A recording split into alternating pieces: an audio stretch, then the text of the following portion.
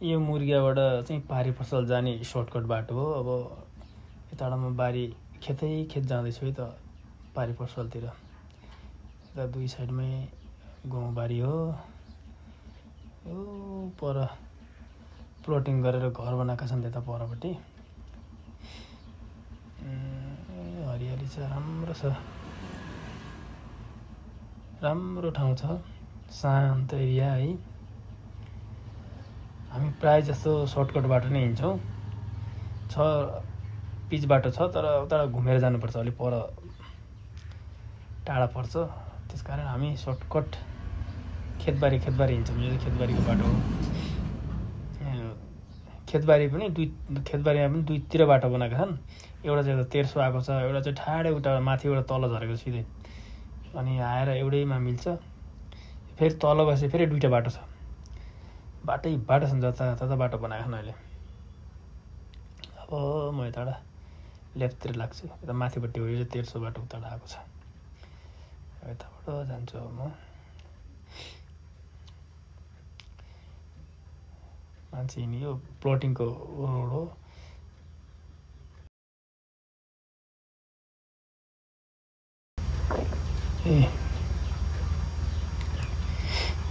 यहाँ चाहिँ पहिला मिल थियो अरे, अहिले चाहिँ बन्द भएको छ। कोरोना पछि त सबै डामाडोल भएछ क्या, यता केही चलेको छैन।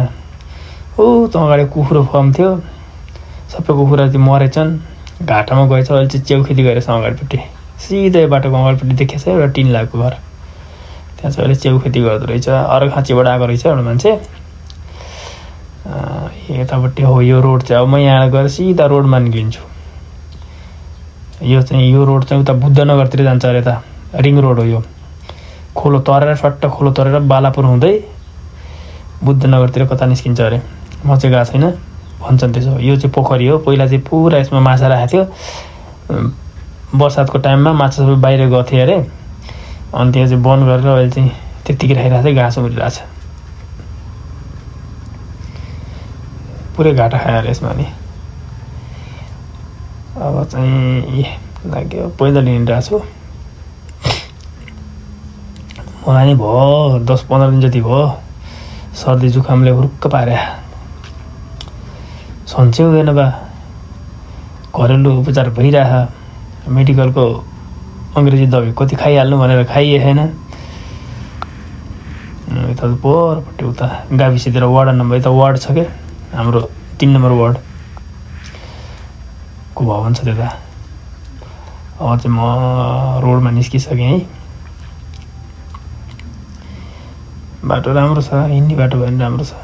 प्लटिङवालाले बनाएको बाटो राम्रो छ, रोडै छ। उतापट्टि यताबाट सिधा गएर दाहिनेपट्टि चाहिँ घर छन्। अहिले पहिला खेत थियो। अब म चाहिँ लेफ्ट साइडमा लागेँ।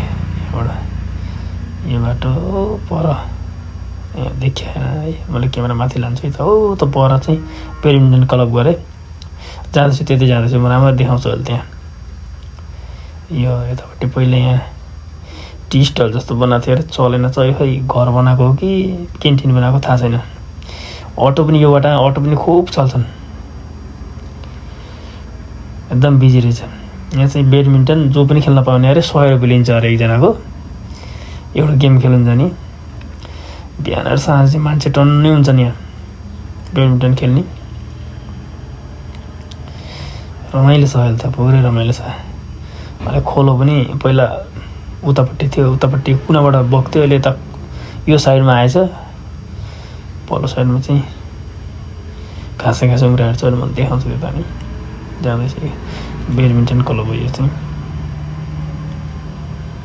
मुर्गियाको।